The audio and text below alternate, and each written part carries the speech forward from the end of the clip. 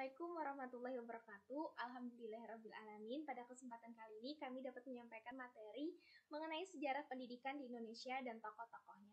Sebelumnya, terima kasih kepada dosen pengampu filsafat pendidikan, kepada Bapak Dr. Andes Khairi Faifasani MSI, serta kepada Ibu Sokina MA.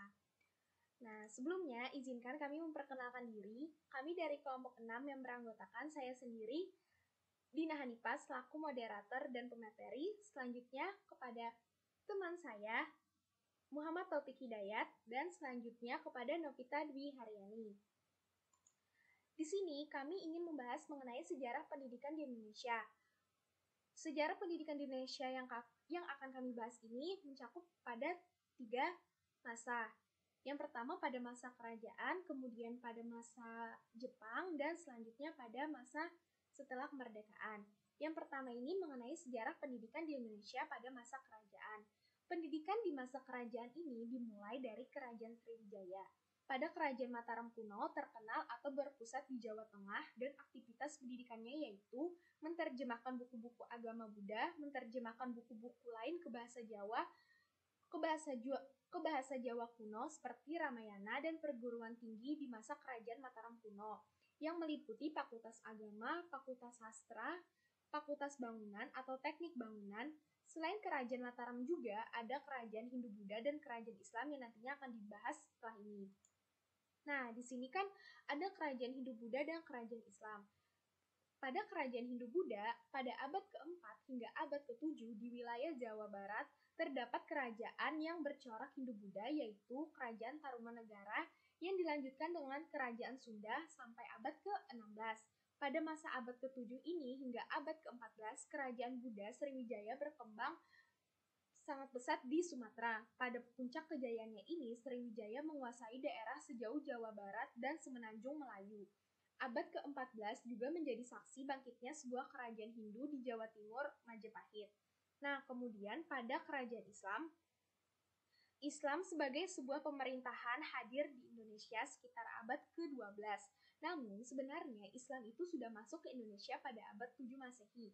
Saat itu juga sudah ada jalur pelayaran yang ramai dan bersifat internasional melalui Selat Malaka yang menghubungkan dinasti Tang di Cina, Sriwijaya di Asia Tenggara, dan Bani Umayyah di Asia Barat sejak abad 7. Penyebaran Islam ini dilakukan melalui hubungan perdagangan di luar Nusantara. Hal ini karena para penyebar dakwah atau mubalik merupakan utusan dari pemerintahan Islam yang datang dari luar Indonesia.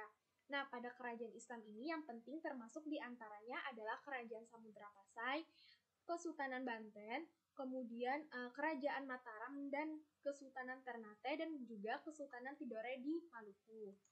Selanjutnya, mengenai pembahasan pendidikan di Indonesia zaman penjajahan Jepang pada tahun 1942 sampai 1945.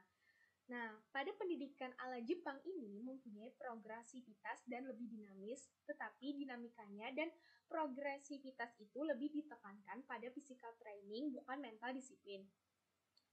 Demokratisasi pendidikan ini pada masa penjajahan Jepang juga mempunyai tujuan yang politis dan tidak bersifat dinamis. Nah, pada pendidikan zaman Jepang ini juga, tujuan pendidikan itu bukan untuk memajukan bangsa Indonesia, tetapi mendidik anak-anak itu untuk mendapatkan menunjang kepentingan perang Jepang melawan Sekutu. Yang selanjutnya ini adalah keuntungan dan kelemahan pendidikan Jepang. Nah, yang pertama itu adalah tentang keuntungan. Yang pertama, sekolah rakyat 6 tahun. Di sini maksudnya adalah pada masa pendidikan Jepang itu, Jepang menyediakan sebuah pendidikan dasar yang disebut Kokumin Gakko, yang diartikan sebagai sekolah rakyat yang berlangsung selama 6 tahun. Kemudian keuntungan yang kedua adalah bahasa Indonesia dijadikan sebagai bahasa pengantar, di mana bahasa Indonesia ini dijadikan sebagai bahasa yang resmi sebagai pengantar pendidikan yang menggantikan sebuah bahasa Belanda. Tetapi pada pendidikan Jepang ini juga bahasa Jepang tetap dijadikan sebagai bahasa wajib. Dan bahasa Indonesia itu dijadikan sebagai bahasa pengantar. Kemudian, keuntungan yang ketiga adalah senam pagi Taiso. Di masa pendidikan Jepang itu, mereka selalu melakukan kegiatan pendidikan yang dilakukan setiap pagi, yaitu senam Taiso. Nah, kemudian kelemahannya, yang pertama ada kerja bakti kinhoroshi. Yang kita ketahui adalah kinhoroshi ini adalah kerja paksa tanpa dibayar. Maksudnya dalam pendidikan Jepang ini pada masanya itu murid-murid itu diwajibkan mengikuti sebuah kegiatan organisasi, di mana kegiatan itu bernama Gakototai, yang artinya itu mereka wajib mengikuti kegiatan itu.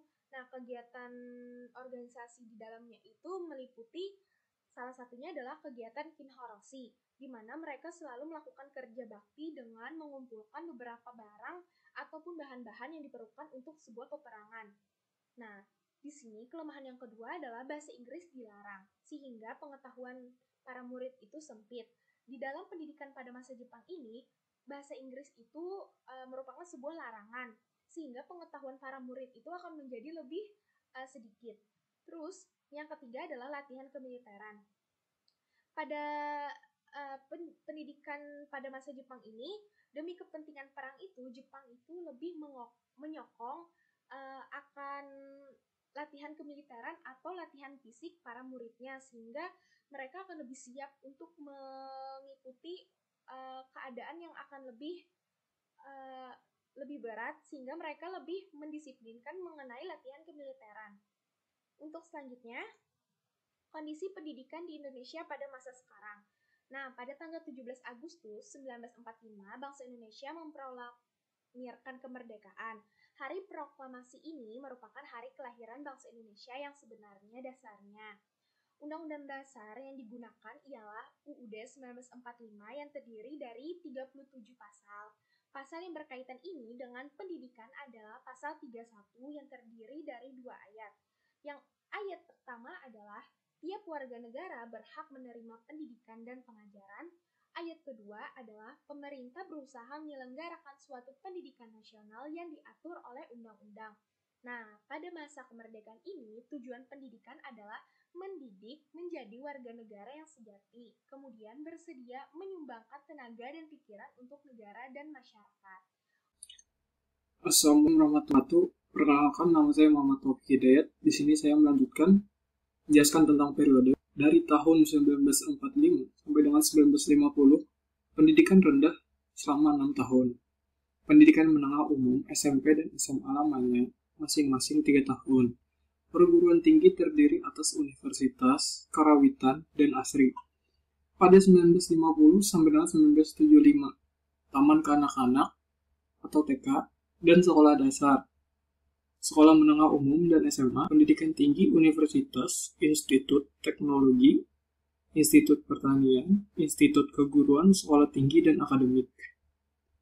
1978 sampai dengan sekarang, pendidikan prasekolah, TK, dan pendidikan dasar, sekolah menengah umum, SMU, pendidikan tinggi, Universitas, Institut Tinggi, Akademik, dan Politeknik. Selanjutnya, kemerdekaan dan masa Orde Lama. Indonesia mampu mengekspor guru ke negara tetangga, dan banyak generasi muda yang disekolahkan di luar negeri dengan tujuan agar mereka untuk mengaplikasikan ilmu yang telah mereka. Tidak ada halangan ekonomis yang merintangi seseorang untuk belajar di sekolah karena diskriminasi dianggap sebagai tindakan kolonialisme. Pada saat inilah merupakan setiap orang merasa bahwa dirinya sejajar dengan yang lain, sehingga mendapatkan pendidikan.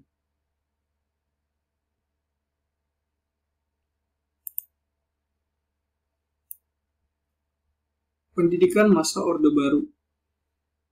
Orde Baru berlangsung dari tahun 1968 hingga 1998 dan dapat dikatakan sebagai era pembangunan nasional.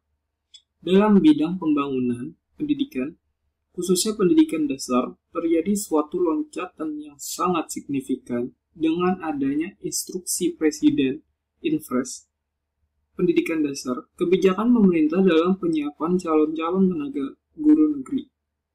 Pemerintahan Orde Baru yang dipimpin oleh Soeharto mengedepankan moto membangun manusia Indonesia seutuhnya dalam masyarakat Indonesia. Pada tahun 1969, sampai dengan 1970 diadakan proyek penilaian nasional pendidikan (PPNP) dan menemukan 4 masalah pokok dalam pendidikan di Indonesia: pemerataan, mutu, relevansi, dan efisiensi pendidikan, dan hasilnya digunakan untuk membentuk Badan Penelitian dan Pengembangan Pendidikan dan Kebudayaan, disingkat BP3K. Selanjutnya, pendidikan pada masa reformasi. Pendidikan di era reformasi 1999 mengubah wajah sistem pendidikan di Indonesia melalui Undang-Undang Nomor 22 Tahun 1999. Dengan ini, pendidikan menjadi sektor pembangunan yang disentralisasikan.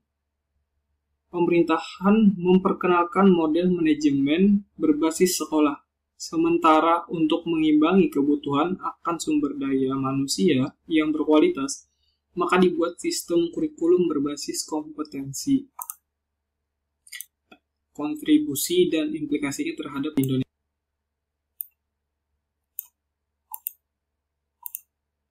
Ki Hajar Dewantara. Beliau terlahir dengan nama Radit Mas Suwardi Sudjoningrat. Beliau lahir di kota Yogyakarta pada tanggal 2 Mei 1889. Hari kelahirannya kemudian diperingati setiap tahun oleh bangsa Indonesia sebagai Hari Pendidikan Nasional. Ia pertama kali bersekolah di ELS, yaitu Sekolah Dasar untuk Anak-anak Eropa, dan melanjutkan pendidikannya di Stopia. Selanjutnya, tinjauan ontologi. Ki Hajar Dewantara melihat manusia lebih pada sisi kehidupan psikologinya. Menurutnya, manusia memiliki daya jiwa, yaitu cipta, karsa, dan karya.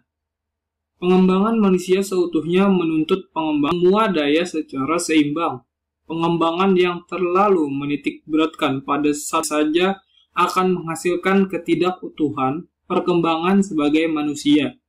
Beliau mengatakan bahwa pendidikan yang menekankan pada aspek intelektual belaka hanya akan menjauhkan peserta didik dari masyarakat. Dan ternyata pendidikan sampai sekarang ini hanya menekan pada pengembangan daya cipta dan kurang memperhatikan pengembangan oleh rasa dan karsa. Jika berlanjut terus akan menjadikan manusia kurang humanis dan manusiawi.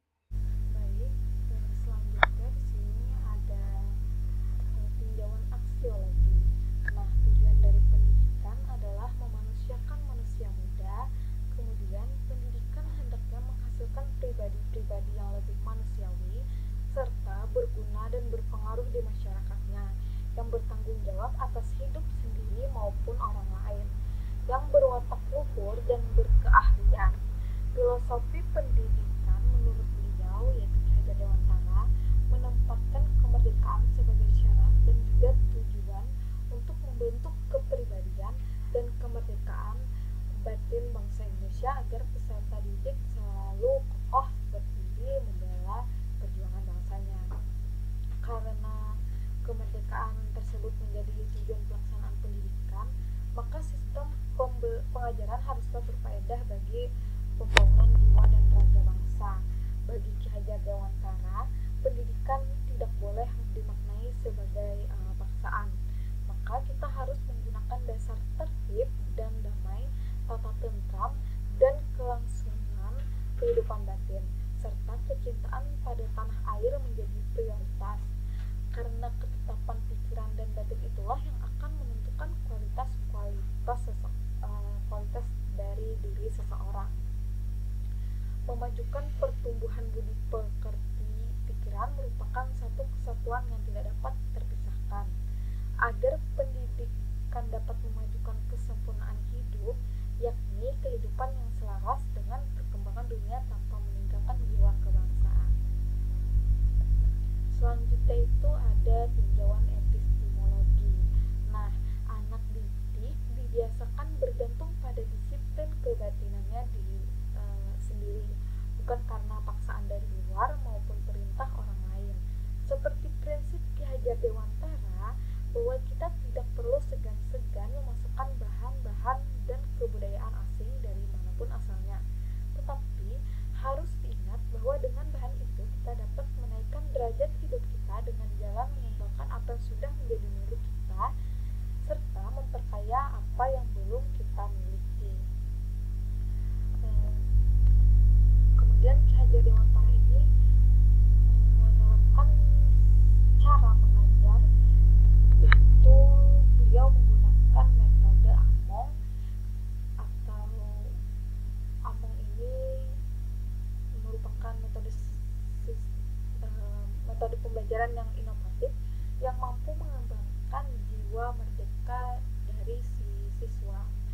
Metode ini melawan metode klasikal yang bersifat kaku, statis, dan dingin dengan info-info guru semata. Among ini mempunyai pengertian itu menjaga, membina, dan mendidik anak dengan kasih sayang. Sedangkan si guru pada metode ini disebut dengan pamong, karena memomong itu mengasuh. Nah, guru itu mempunyai kepandaian dan pengalaman lebih dari si among atau si siswa. Kemudian sistem among memberikan ciri jiwa merdeka. Jadi mengajar dengan sistem among yang pertama harus ditumbuhkan adalah mengenalkan, kemudian menanamkan, dan mewujudkan jiwa merdeka. Dengan jiwa merdeka, kreativitas dan imajinasi siswa akan muncul dan kelak menjadi bekal untuk membangun Indonesia.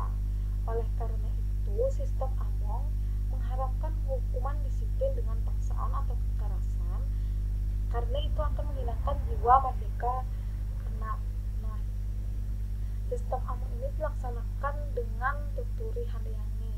Maksudnya yaitu perilaku anak boleh dikoreksi, namun tetap dilaksanakan dengan kasih sayang.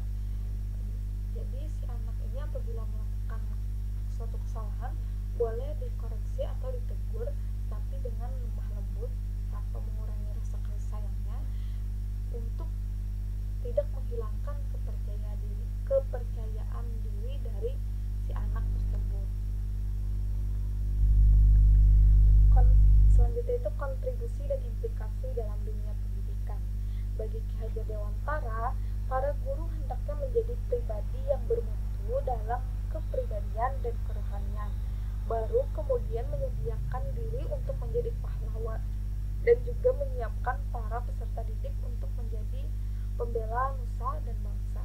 Dengan kata lain, yang diutamakan sebagai pendidik pertama-tama adalah fungsinya sebagai model atau figur keteladanan, baru kemudian sebagai fasilitator atau pengajar. Oleh karena itu, nama Hajar Dewantara sendiri memiliki makna sebagai guru yang mengajarkan kebaikan, keluhuran, serta keutamaan. Pendidik atau sang hajar adalah seseorang yang memiliki kelebihan di bidang keagamaan serta keimanan, sekaligus masalah-masalah sosial kemasyarakatan. Tokoh selanjutnya itu ialah Raden Ajeng Kartini. Beliau lahir di Jepara pada tanggal 21 April 1879. Beliau merupakan seorang tokoh pahlawan nasional Indonesia dari suku Jawa.